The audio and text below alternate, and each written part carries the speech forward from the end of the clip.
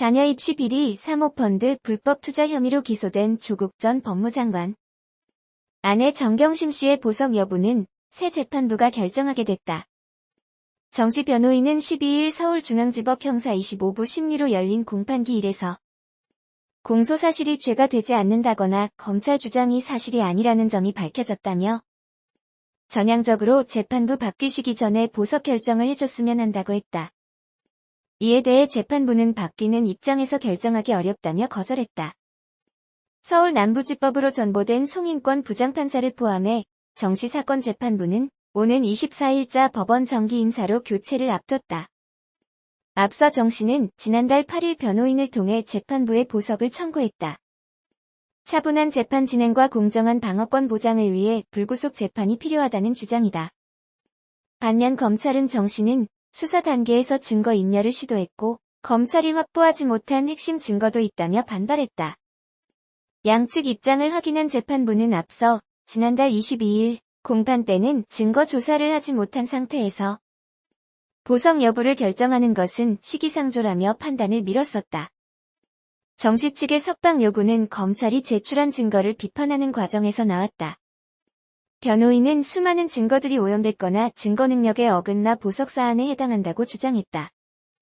정씨 측은 검찰의 증거 수집이나 제출에 위법 소지가 있다고 주장했다. 변호인은 검찰이 동양대 표창장 위조 파일이 담긴 정씨의 연구실 컴퓨터를 조교로부터 이미 제출받은 데 대해 증거 능력이 문제돼서 조교에 대한 증인 신문이 이뤄져야 한다고 했다. 조교는 제출 권한이 있는 소유자도 아니고 검찰 확보 과정에서 참여권도 제대로 보장되지 않았다는 것이다.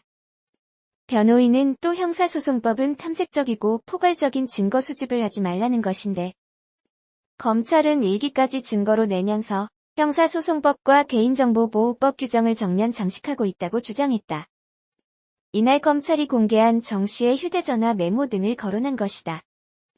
변호인은 입시 비리와는 전혀 상관없는 의대 입학 이후 지금까지 딸과 주고받은 문자까지 딸과 언제 극장을 가고 뭐라고 등 인생 이계가 다 있다고 했다. 검찰은 위법 수집 증거 주장에 대해서는 처음부터 표창장 파일이 들어있는 것을 알고 있던 것이 아니다며 조교가 사용하지 않는 컴퓨터가 있어 정식 이미 제출 절차를 밟아 포렌식해보니 표창장이 나왔던 것고 반박했다. 검찰은 증거 제출 범위에 관해서는 문자 메시지 일기에 대해 과잉 증거라고 하는데 일부분만 제출한다면 유리한 자료만 제출했다고 할 수 있어 전체를 제출한 것이라며 공소사실에 부합하기 때문에 제출했고 관련성 여부는 증거조사 이후 판단해도 되는데 위법 수집 증거 주장을 과도하게 하면서 재판이 파행으로 가는 데 대해 유감이라고 맞섰다. 조국 전 법무부 장관의 부인 정경심 동양대 교수 측이 사모펀드 의혹과 관련한 증거인멸 등 혐의가 법적으로 성립하지 않는다고 법정에서 주장했다. 정 교수의 변호인은 12일 서울중앙지법 형사 25부 심리로 열린 속행 공판에서 사모펀드 의혹 관련 증거인멸 혐의는 사실관계도 틀렸지만 근본적으로 죄의 요건에 부합하지 않는다고 주장했다. 변호인은 증거인멸죄로 기소하려면 본죄가 무엇인지 기소를 해야 범죄가 된다며 그 부분이 없다고 덧붙였다. 형법상 증거위조 은닉 등을 포함한 증거인멸죄는 타인의 형사사건이나 징계사건에 관한 증거가 그 대상이 된다. 사모펀드 의혹과 관련해 정 교수는 코링크 프라이빗 에쿼티가 실질적으로 가족펀드임에도 조 전 장관의 청문회를 준비하는 과정에서 그 사실을 숨기도록 코링크 PE 직원 등에게 관련 자료의 인멸 위조를 교사했다는 혐의를 받는다.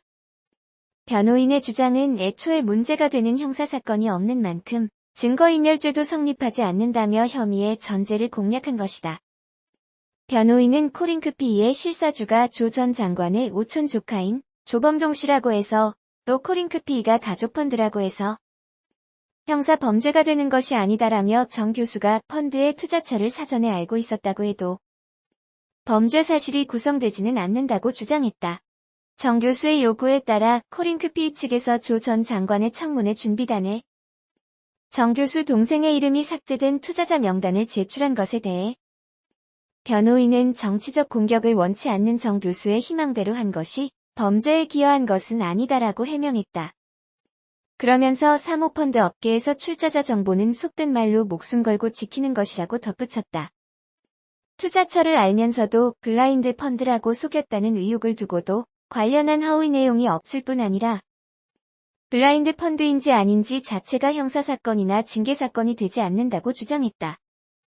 변호인은 사모펀드가 결국 주식 투자를 우회적으로 하는 것이나 마찬가지라 금지돼야 한다는 일반론은 가능하고 정치적으로도 비판이 가능하다고 생각한다며 그렇지만 가족펀드라거나 투자 대상 기업이 정해져 있다고 해서 그 사모펀드를 공직자율휘법상 금지된다고 볼 수는 없다고 항변했다.